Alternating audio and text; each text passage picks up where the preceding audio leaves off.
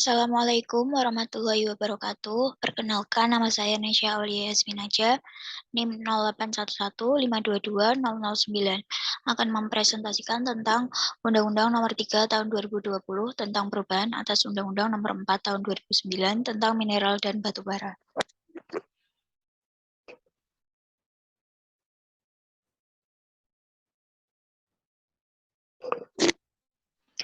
Undang-Undang Nomor 3 Tahun 2020 tentang mineral dan batu bara menggantikan Undang-Undang Nomor 4 Tahun 2009 tentang pertambangan mineral dan batu bara, dikarenakan menganggap Undang-Undang Nomor 4 Tahun 2009 tidak sesuai lagi dengan perkembangan permasalahan hukum dan kebutuhan hukum dalam mineral dan batu bara. Undang-undang ini lebih dikenal dengan UU Minerba.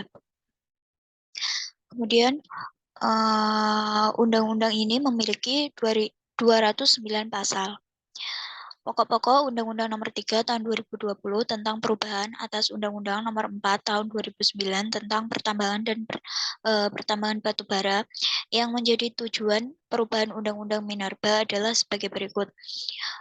Badan perizinan, pembaruan izin, pengaturan izin pertambangan rakyat, dan aspek lingkungan, hilirisasi, dan penjualan.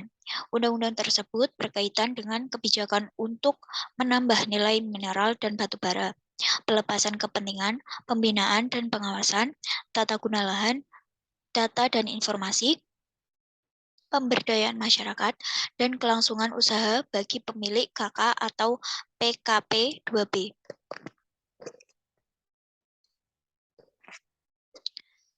Isu Undang-Undang Nomor 3 Tahun 2020 tentang mineral dan batu bara yang dianggap merugikan masyarakat. 1. Masyarakat tidak lagi bisa protes ke pemerintah daerah. Sebelum Undang-Undang Nomor 4 Tahun 2009 dicabut dan diganti dengan Undang-Undang Minerba, setiap perusahaan atau perorangan yang ingin melakukan kegiatan pertambangan di wilayah tersebut terlebih dahulu harus mendapatkan izin dari pemerintah kabupaten atau kota setempat. Pemerintah daerah di masing-masing lokasi tambang kemudian bertugas memberikan pembinaan, menyelesaikan sengketa, bahkan mengawasi perusahaan tambang. Saat ini peran pemerintah daerah memungkinkan pemerintah daerah untuk bertindak sebagai mediator dalam perselisihan antara perusahaan pertambangan dan masyarakat di wilayah pertambangan. Setiap kali ada laporan dari masyarakat tentang pelanggaran oleh perusahaan pertambangan, pemerintah daerah memiliki wewenang untuk menangguhkan dan bahkan mencabut izin usaha pertambangan jika terbukti bersalah. Sayangnya, dengan disahkannya UU Minerba Nomor 3 Tahun 2020, pemerintah daerah tidak bisa lagi mengambil tindakan ketika masyarakat dirugikan oleh ulah perusahaan tambang, seperti kerusakan lingkungan atau sengketa lahan.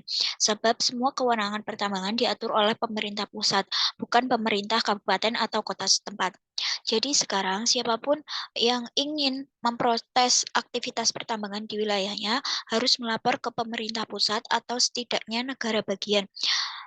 Selama ini, lokasi penambangan kebanyakan terpencil, bahkan di luar Pulau Jawa. Aturan ini jauh dari logika good governance, karena tidak banyak yang bisa dilakukan masyarakat di wilayah pertambangan jika di lingkungan rusak akibat ulah perusahaan tambang.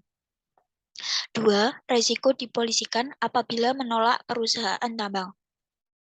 Penduduk setempat yang terkena dampak aktivitas perusahaan pertambangan perusak habitat tidak bisa mengadu ke pihak berwenang setempat. Parahnya lagi, berdasarkan pasal 162 pasal 3 UU Minerba 2020, siapapun yang mencoba mengganggu kegiatan pertambangan dengan cara apapun akan dilaporkan oleh perusahaan dan dikenai sanksi pidana dengan denda hingga 100 juta. Ditetapkan bahwa ada kemungkinan aturan yang sangat irasional ini dijunjung tinggi oleh Presiden di tengah maraknya ketidakadilan dan kriminalisasi banyak bisnis terhadap komunitas pertambangan. Dengan Undang-Undang Minerba yang baru, kekayaan alam tidak hanya akan dirampok oleh segelintir perusahaan pertambangan, tetapi mereka yang berusaha melawan eksploitasi wilayah mereka akan diadili.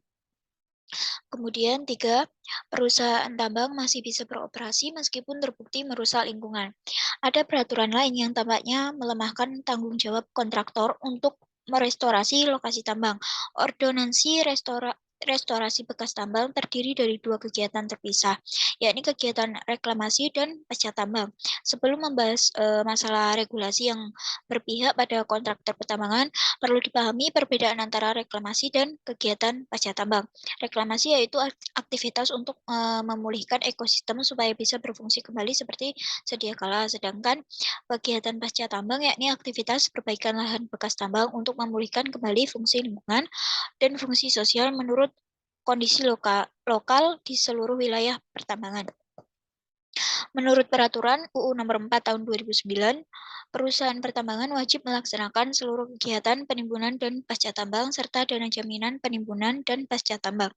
Terlepas dari aturan ini, ada banyak pelanggaran di mana lubang tambang batubara dibiarkan tanpa pengawasan dan berubah menjadi danau besar yang membunuh orang.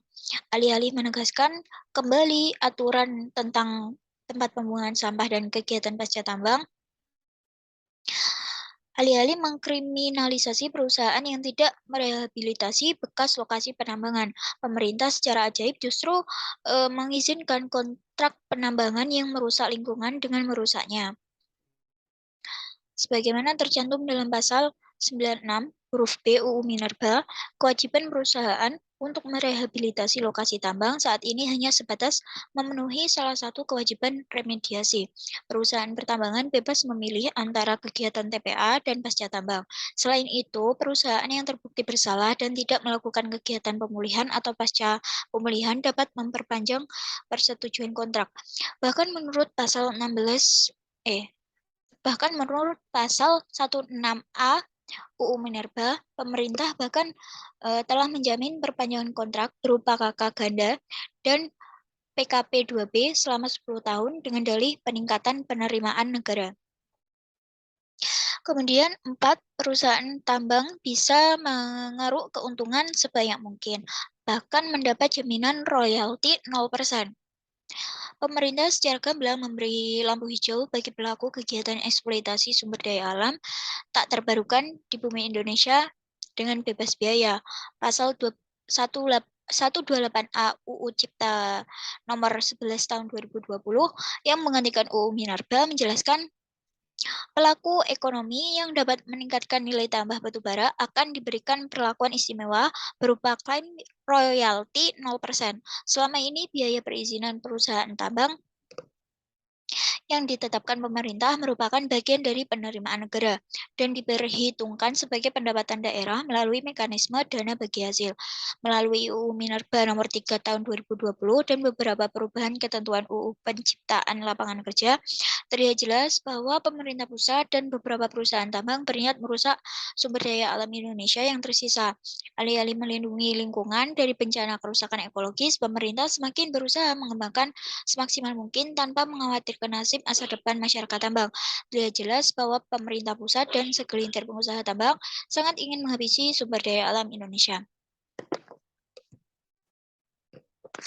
Selanjutnya, respon masyarakat tentang penyusunan draft UU Minerba. Undang-Undang Nomor 3 Tahun 2020 tentang Minerba menimbulkan berbagai respon masyarakat, yakni terbentuknya pihak yang pro dan kontra. Pihak yang pro beranggapan perubahan paradigma pengelolaan minerba akan mengatasi persoalan minerba di Indonesia. Urgensi pembaruan regulasi yang lebih jelas karena regulasi sebelumnya dianggap tidak sesuai. Sedangkan pihak yang kontra beranggapan Undang-Undang Nomor 3 Tahun 2020 tentang minerba akan mensuburkan perusahaan tambang, merusak lingkungan, dan memperburuk persoalan minerba di Indonesia. UU tersebut hanya untuk kepentingan pemilik modal utamanya dalam investasi pertambangan serta dalam proses pembentukannya dari sisi formil dianggap terlalu cepat terutama di saat pandemi COVID-19. Partisipasi positif dan negatif. Pertimbangan masalah partisipasi dalam amandemen Minerba dapat dilihat dalam dua konteks, prosedural dan substantif. Konteks prosedural berkaitan dengan proses pembuatan dan pembahasan perubahan UU Minerba. Sekarang ada perdebatan luas tentang bagaimana konsep partisipasi ditafsirkan dalam literatur ilmiah dan kemudian dibakukan dalam UU Minerba ini. Dalam konteks prosedural, partisipasi sering mengacu pada 3 pilar: akses informasi, partisipasi dalam proses pengambilan keputusan, dan keadilan. Namun, aturan ini tidak diikuti ketika membahas perubahan. Hal ini tercermin dari sulitnya memperdebatkan RUU tersebut bahkan setelah disahkan. Pembicaraan ini terjadi di masa pandemi COVID-19 ketika hak partisipasi masyarakat tidak dimanfaatkan secara maksimal. Dinamika diskusi tidak dipilih secara asal-asalan, melainkan dipilih sebagai strategi pengurangan kebisingan karena dilarang berdemonstrasi secara fisik untuk mempersatukan masyarakat untuk berunjuk rasa. Menurut saya, partisipasi harus dimaknai dua kali dalam konteks konten ini. Pertama, partisipasi aktif yaitu dukungan atau keterlibatan dalam kebijakan, program, dan proyek pembangunan. Kedua, partisipasi negatif yang terdiri dari mengkritik, menolak, dan memboikot kebijakan, program, atau proyek pembangunan.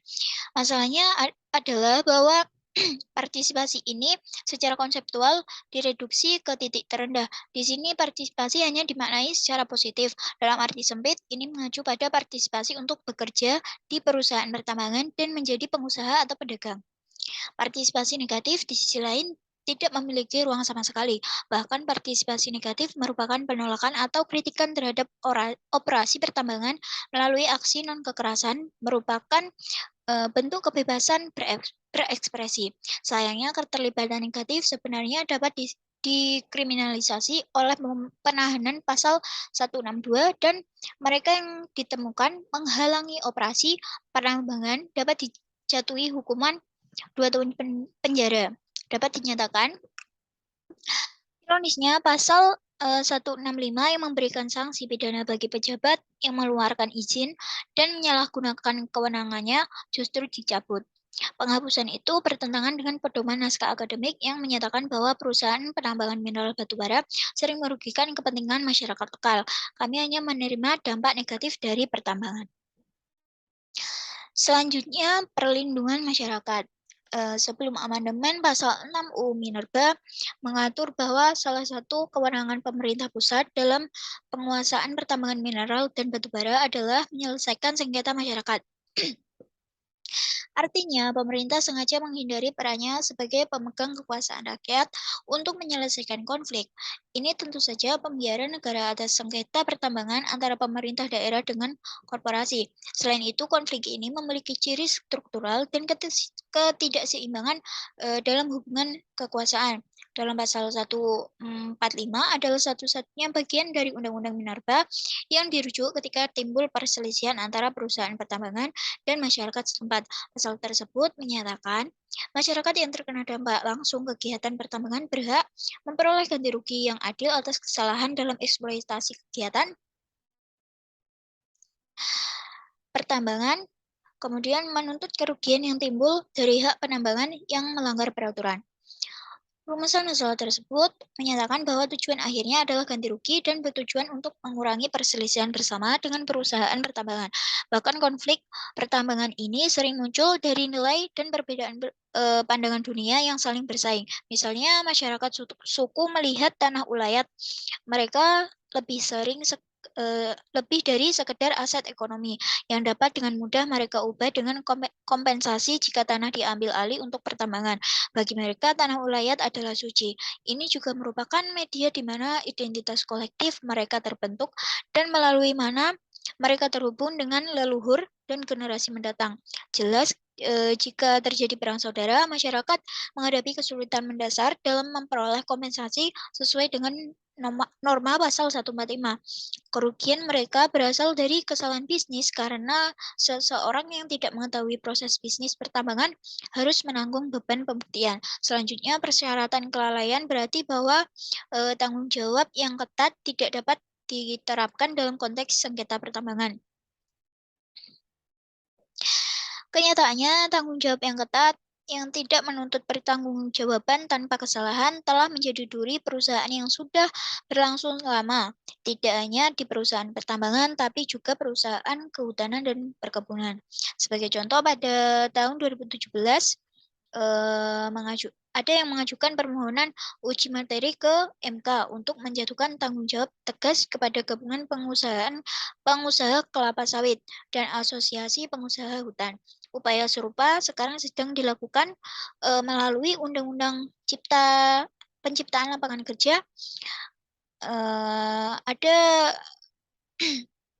orang yang melindungi masyarakat yang terkena dampak. Berdasarkan pasal 145 di atas, pemerintah daerah diperintahkan untuk berunding dengan perusahaan untuk mendapatkan ganti rugi jika terjadi perselisihan. Masalahnya dengan ketidakseimbangan kekuasaan dan tidak adanya negara dalam menyelesaikan perselisihan, tidak mungkin untuk mencapai proses berbasis masyarakat dan hasil tawar-menawar yang adil. Kemudian pilihan selanjutnya adalah gugatan pengadilan. Legislatif menganggap bahwa pengadilan adalah forum netral yang memutuskan berdasarkan fakta, prinsip, dan persyaratan hukum. Padahal pengadilan adalah medan pertempuran di mana menang atau kalah ditentukan oleh modal aktor, pertarungan, dan paradigma hakim. Kemudian uji materi. Ada beberapa masyarakat yang kontra karena dianggap gagal memunculkan pasal yang membela kepentingan masyarakat sehingga melakukan judicial review agar UU tersebut dibatalkan. Pada tanggal 21 Juni 2021, Koalisi Masyarakat Sipil mengajukan uji material atau judicial review atas UU Minerba dengan permohonan yang terregistrasi nomor perkara 37/PUU strip 2021. Ini diajukan oleh 4 pemohon yang terdiri dari Yayasan Wahana Lingkungan Hidup Indonesia atau WALHI sebagai pemohon 1, Perkumpulan Jaringan Advokasi Tambang Kalimantan Timur atau Jatam Kaltim sebagai pemohon 2, Nurul Aini sebagai pemohon 3, dan Yaman sebagai pemohon 4 yang merupakan seorang petani dan nelayan. Permohonan tersebut ditolak MK. MK menolak 3 dari 4 pokok permohonan uji materi atau judicial review terhadap sejumlah pasal dalam Undang-Undang Nomor 3 Tahun 2020 tentang Minerba. 3 hal yang ditolak adalah terkait menjauhnya akses partisipasi dan layanan publik seputar pertambangan akibat penarikan kewenangan pemerintah daerah ke pemerintah pusat. Kemudian potensi kriminalisasi masyarakat penolak tambang oleh pasal 162 UU Minerba dan jaminan perpanjangan otomatis bagi kontrak karya dan perjanjian karya pengusaha pertambangan batubara atau PKP 2B.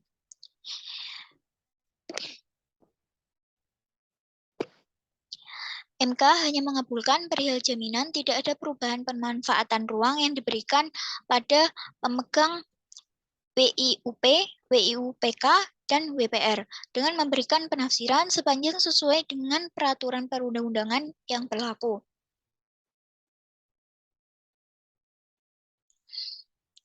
Para pemohon menilai pasal-pasal tersebut di atas bertentangan dengan pasal 28C ayat 2, pasal 28D ayat 1, pasal 28H ayat 1, pasal 33 ayat 3, pasal 33 ayat 4, Undang-Undang Dasar 1945.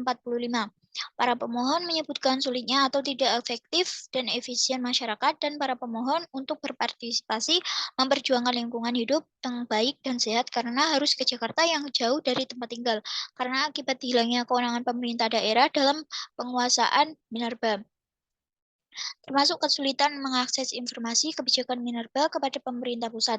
Selain itu, para pemohon mendalilkan dengan tidak adanya peran daerah dalam pengawasan, pengurusan, pengelolaan, dan kebijakan bertentangan dengan konsep otonomi daerah dan desentralisasi, terutama dalam hal mendekatkan pemerintah kepada masyarakat yang dilayaninya, serta bertentangan dengan prinsip efisiensi berkeadilan yang merugikan kepentingan masyarakat di daerah. Dalil para pemohon mengenai inkonstitusionalitas norma pasal 4 ayat 2 dan 3 UU nomor 3 tahun 2020 adalah tidak alasan menurut hukum. Menurut dari Hakim Konstitusi Arif Hidayat dalam pembacaan draft putusan MK. Sementara itu, Mahkamah berpendapat permohonan para pemohon mengenai inkonstitusionalitas norma pasal 17A ayat 2, pasal 22A, pasal 31A ayat 2, pasal 172B ayat 2, UU nomor 3 tahun 2020 adalah beralasan menurut hukum untuk sebagian. Artinya norma pasal 17A ayat 2, pasal 22A, pasal 31A ayat 2, dan pasal 172B ayat 2 Undang-Undang nomor 3 tahun 2020 bertentangan dengan Undang-Undang Dasar 1945. Jika norma tersebut tidak dilekati, maka sepanjang tidak bertentangan dengan peraturan perundang-undangan. Kemudian pada tanggal 10 Juni 2020 di Jakarta, perubahan atas Undang-Undang Nomor 3 Tahun 2020 tentang mineral dan batu bara dan Undang-Undang Nomor 4 Tahun 2009 tentang pertambangan dan mineral ini telah disahkan oleh Presiden Joko Widodo. Kemudian pada tanggal 10 Juni 2020 di Jakarta, Undang-Undang Mineral dan Batu Bara Nomor 3 Tahun 2020 juga diundangkan oleh Menkumham Yasona Lawli. Dari penjelasan di atas dapat ditarik kesimpulan dalam pembentukan pengaturan Undang-Undang Nomor 3 Tahun 2020 tentang minerba masih belum bisa menjadi solusi pemecahan masalah dalam lingkup pertambangan.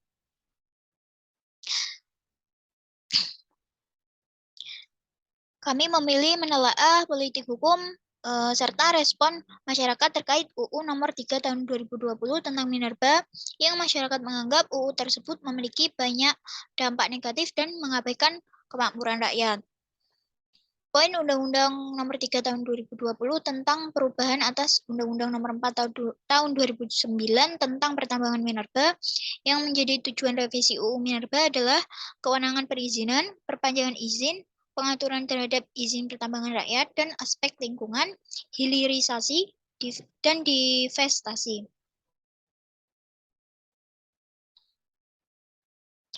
Undang-Undang Nomor 3 Tahun 2020 tentang minerba menimbulkan berbagai respon masyarakat, yakni terbentuknya pihak yang pro dan kontra.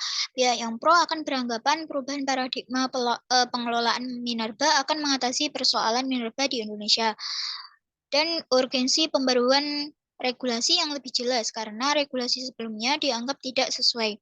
Sedangkan pihak yang kontra beranggapan Undang-Undang Nomor 3 Tahun 2020 tentang minerba akan mensuburkan perusahaan tambang, merusak lingkungan, dan memperburuk persoalan minerba di Indonesia. UU tersebut juga hanya untuk kepentingan pemilik modal, utamanya dalam investasi pertambangan, serta dalam proses pembentukannya dari sisi formil dianggap terlalu cepat, terutama di saat pandemi COVID-19. Ada beberapa masyarakat yang kontra karena dianggap gagal memunculkan pasal yang membela kepentingan masyarakat, sehingga melakukan judicial review agar UU tersebut dibatalkan. Akan tetapi, pada putusannya, gugatan tersebut ditolak oleh MK. Sekian dari saya. Terima kasih. Wassalamualaikum warahmatullahi wabarakatuh.